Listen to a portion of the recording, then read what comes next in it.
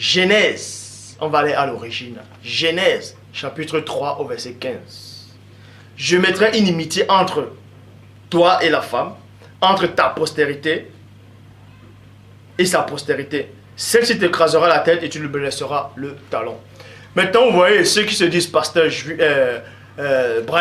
ceux qui sont dans les titres hommes de Dieu ou chrétiens, bref, ils n'arrivent pas à expliquer la prophétie de Genèse 3.15. Certes, ils vont peut-être dire, oui, mais cette prophétie-là, elle est profonde. Hein?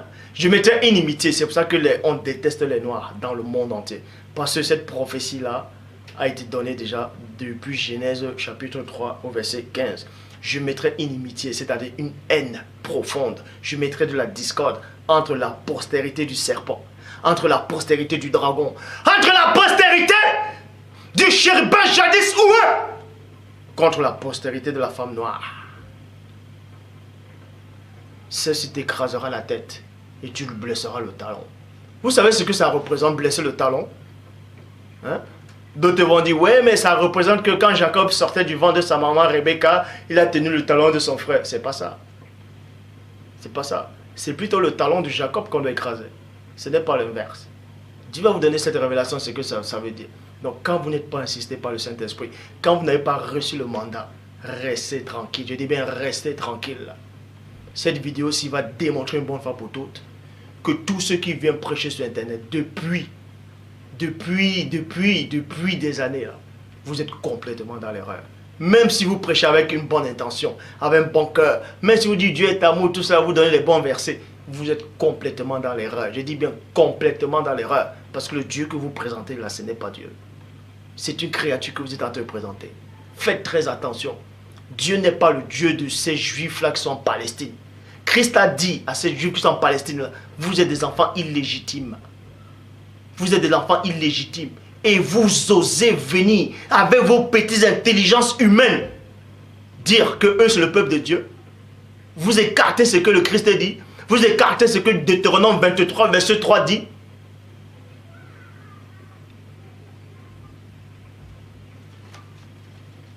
Je vais vous expliquer ce qui veut dire tu dois écraser la tête, il doit blesser ton talon. C'est facile à expliquer. Ça veut tout simplement dire dans la Bible de l'épée, la Bible des peuples, je mettrai la discorde entre toi et la femme, entre ta race et sa race. Elle t'écrasera la tête et toi tu lui blesseras le talon. Vous voyez? Toi tu lui blesseras le talon. Donc, vous allez comprendre que le talon, ça représente quoi? Pour ça, je vais aller dans la Bible de l'épée qui dit, et je mettrai de l'austérité entre toi et l'épouse, entre ta postérité et son germe. 2 points. Celui-ci écrasera ton agitation et toi tu contrarieras. Tu contrarieras, c'est pas contrarier. Contrarier, c'est quoi? C'est s'opposer, empêcher. Donc, en faisant, c'est-à-dire, vous allez comprendre ici que le talon représente quoi? C'est pour ça que dans la mythologie, on parle le talon d'Achille. Ouais, le talon d'Achille. Mais ça n'a rien à voir avec le talon d'Achille. Moi, je vais vous expliquer pourquoi le diable, pourquoi la descendante du diable va écraser le talon. Tout simplement, parce que il est dit dans Éphésiens chapitre 6 au verset 15, mettez pour chaussure à vos pieds le zèle que donne l'évangile de paix. Donc, et dans la Bible des peuples dit, soyez bien chaussés, 2 points, préparez le chemin pour l'évangile de la paix. Tradition du rabbinat français Zadon Kandi, je ferai régner de la haine. Je ferai régner la haine entre toi et la femme, entre ta postérité et la sienne. Celle-ci visera à la tête et toi tu l'attaqueras au talon. Donc on vous apprend ici, on doit blesser le talon pour ne pas porter les chaussures. Donc ceux-là qui viennent se disent juifs là, ils viennent vous blesser le talon. C'est-à-dire, quand ils vous blessent le talon, vous ne pouvez plus mettre les chaussures. Or, les chaussures représentent quoi? Les chaussures ici représentent votre héritage. Les chaussures représentent la véritable parole. Les chaussures représentent la véritable évangile. C'est pour ça qu'il dit, je répète, Éphésiens 6, 15. Mettez pour chaussures à vos pieds le zèle que donne l'évangile de paix. Bible des peuples, soyez bien chaussés, préparez le chemin pour l'évangile de la paix. Si vous n'êtes pas bien chaussés, vous ne pouvez pas préparer l'évangile de la paix. Pour être chaussé, il faut avoir des bons pieds. Donc, si vous êtes blessé sur le talon, vous ne pouvez pas être chaussé. Est-ce que vous comprenez? C'est en cela où Dieu dit que les descendants là vont blesser le talon. Et quand ils vont te blesser le talon, tu ne pourras pas mettre les chaussures pour aller annoncer l'évangile.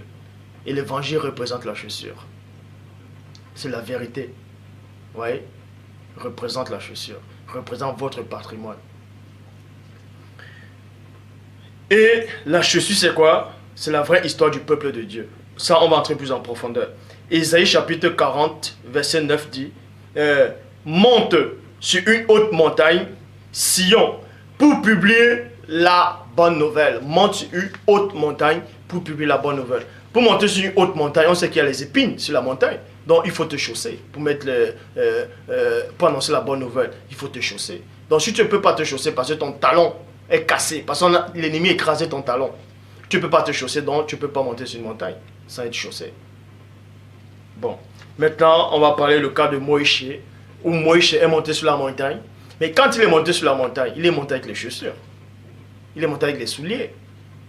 Mais plus tard, quand il est arrivé au sommet de la montagne, l'ange de Dieu lui a dit, ôte tes souliers, car le lieu où tu te trouves est une terre sainte. Donc, sainte, c'est quoi? C'est saint, il n'y avait pas d'épines. Donc, il pouvait marcher pieds nus. Mais quand il sort de la présence de Dieu, il faut qu'il monte. Il faut qu'il porte des chaussures pour aller annoncer la bonne nouvelle. Est-ce que vous comprenez? C'est en cela où la prophétie dit dans Genèse 3,15, je mettrai la haine profonde entre ta postérité et sa postérité, et celle-ci t'écrasera la tête et toi tu blesseras le talon. Donc, ces gens sont venus dans Jérémie 8,8. C'est bien en vain qu'ils sont mis à l'œuvre la plume mensongère de scribe. Ils ont changé l'histoire. Ils ont pris votre patrimoine. C'est pour ça que quand Christ était sur le bois, sur le poteau, les soldats, c'est une représentation symbolique. On va entrer dans le plan spirituel. Pour tous ces pasteurs-là, qui se disent pasteurs, qui me regardent là. Il n'y a aucun pasteur. Dieu ne vous a pas envoyé. Vous qui dites à chaque fois là, que le peuple de Dieu, c'est ceux qui sont palestiniens, juifs là, Christ vient vous dire le contraire. Ce sont des enfants illégitimes. Je vous le dis. Et tout cela maintenant là, tous ces faux pasteurs là, qui ne comprennent rien, je vais vous donner cette prophétie là. Je mettais une inimitié entre ta postérité et sa postérité. Si tu te craseras la tête, tu blesseras le talon. Ça veut dire quoi? Ça veut tout simplement dire que quand, premièrement, les chaussures, ça représente la bonne nouvelle. Hein? Vous mettez les chaussures pour aller annoncer la bonne nouvelle. Si le talon est cassé, si vous avez mal au talon, vous ne pouvez pas mettre la chaussure pour aller annoncer la bonne nouvelle. Donc, ils ont cassé, c'est-à-dire ils vous ont déraciné. Ils vous ont déraciné, ils vous ont fait mal dans le corps. Ils vous ont enlevé vos chaussures. Vous voyez, ils ont pris vos chaussures, votre patrimoine. Votre parole, votre histoire, ça s'appelle la chaussure. Ils ont pris votre patrimoine. Ils ont commencé à couper cela, à modifier cela, pour pouvoir porter ça à les pieds. Ils essaient de porter. Mais ces chaussures premières n'ont pas été conçues pour les modèles. Ils sont obligés de trafiquer la chaussure. Hein? On appelle ça du clownage. C'est eux qui font le clownage. Ils essaient de trafiquer la chaussure pour porter. Mais ça ne les va pas. Ça ne les va pas. Parce qu'ils savent que ces chaussures-là n'ont pas été conçues pour eux. Hein? Bon, premièrement. Et deuxièmement, quand Christ était sur le bois, sur le poteau et non sur la croix, Christ n'a pas été crucifié sur la croix. Arrêtez cette hérésie blasphème. Christ était sur le bois. Point barre. Et Christ était sur le bois. Qu'est-ce qui s'est passé? Les soldats ont partagé ses vêtements. Vous savez pourquoi on a partagé ses vêtements? Dieu va vous donner cette révélation pour ceux qui viennent prêcher sans rien comprendre.